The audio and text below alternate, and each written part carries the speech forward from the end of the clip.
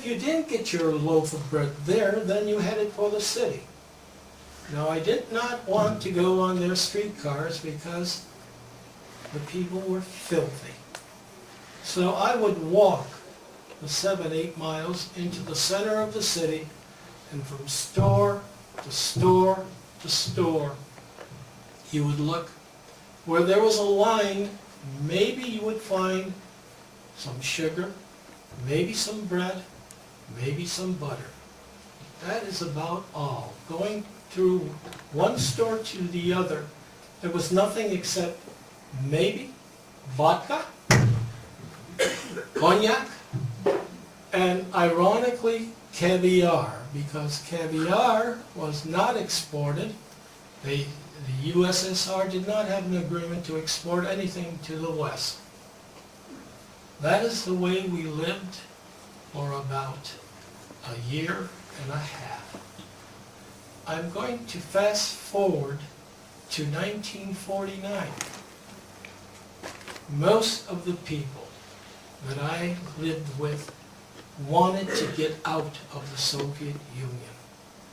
The French who lived directly across from us, some of the young men tried. Some said that they made it across to either Iran or Turkey. But since I did not speak Armenian and I did not speak Russian, I wasn't sure. Anyway, one night, and I believe it was March, but history says that it was June. June 14th, American Flag Day, 1949. Thank you. And 150,000 were exiled to Siberia that evening. That evening, And I was in the KGB down the cellar before that. thank you. See, these are stories I wish I had before I wrote my story, because you are obligated to our people to write about that. I didn't have that information, and would I have loved to include it in. Tommy, you didn't see me until today after you left the ship. I know. There is reason. That evening, I was awakened by screams in the courtyard. And I wondered what was going on. So I got up and looked down, and I saw Soviet military personnel rounding up some of the French. And I turned to go down, and Mr. Simonian blocked the door. He said, "Tommy, where do you think you're going?" I said, "I have to go down there. I want to see what's happening." He says, "No, you aren't." I said, "Mr. Simonian, please, let me go." He said, "Tommy, if you go down there, and if you are lucky, they will shoot and kill you there. If you are unlucky, they will toss you on one of those trucks, and we will never see you again." And then he paused and said, "If you cannot find food in the stores, what do you think they're feeding their political prisoners?" I guess, I know you can, and I wish you would have told me before. Yes, and Bread with rat tails in it. yes, and that's why you Nothing at all. have to tell your story. You are obligated, Alice. Yes, I heard about that. I've heard many stories. You're telling me about shooting? I know what it is to be shot at. I did not go down. I guess I was a coward. I stayed in the room, and the next day, when I went down into the courtyard, the French told me that because so-and-so was a Dashnag or a Ramgavar or a Trotskyite, or he had some people in America, they picked everybody up and exiled them. And yes, Alice is right. There was, over the years, I went to play basketball in other republics, and I heard from the other players who got to know me, they exiled in that 1 month over 150,000 Soviet people. Now, Well, they're that all the story, Armenians from the outside. None of the Soviets were exiled. the story doesn't end there. The story doesn't end there. Last fall, I invited a former basketball player and his wife, Svetlana, to our home in Hubbard Lake. She reads and speaks English, his wife did. She picked up the book and started to read, and at a certain spot she started to cry.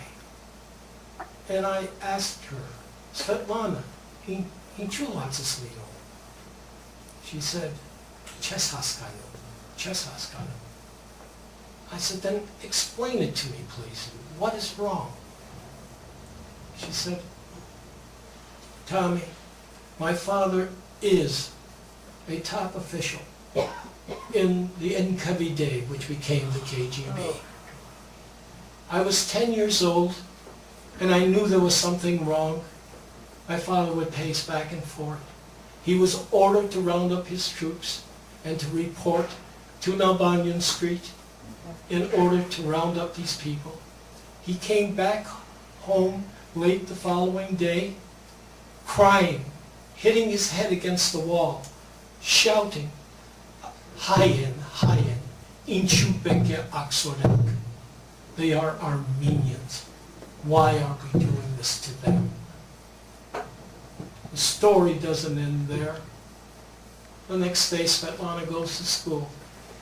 She notices that two of her friends are not there. The chairs are empty. She waits. The teacher comes in. Svetlana continues to look at the chairs.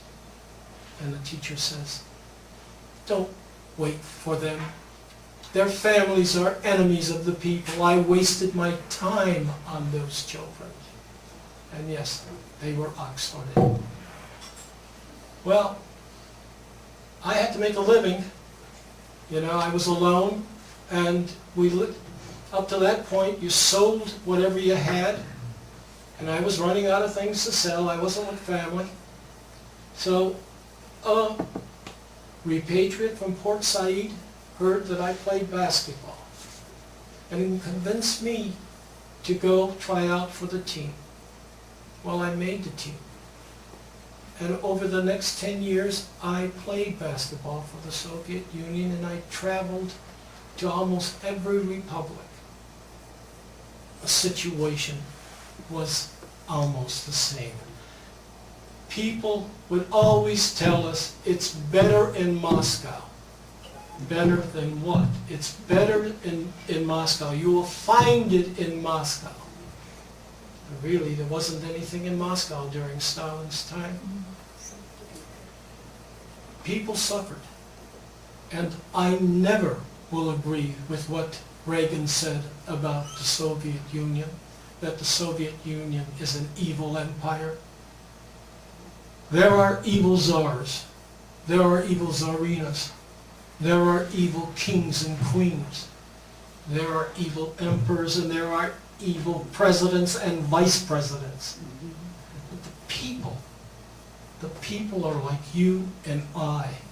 What they want is to be able to have a happy life, work and eat, and send their kids on to a good school. That's what the people wanted. They did not get it. My first trip, and this is how they respected Americans. You heard all of this disinformation about how the propaganda to the people, how they hated Americans. Let me tell you what happened to me in Vilnius, in Lithuania. This is the first trip outside of the Soviet Armenia that our team went. And after we got off the train, they led us to stables where they said, this is where you're staying. You know, I found my cot. I threw my chamadan, my luggage on to the cot. And I waited for my coach to tell me when we were going to practice.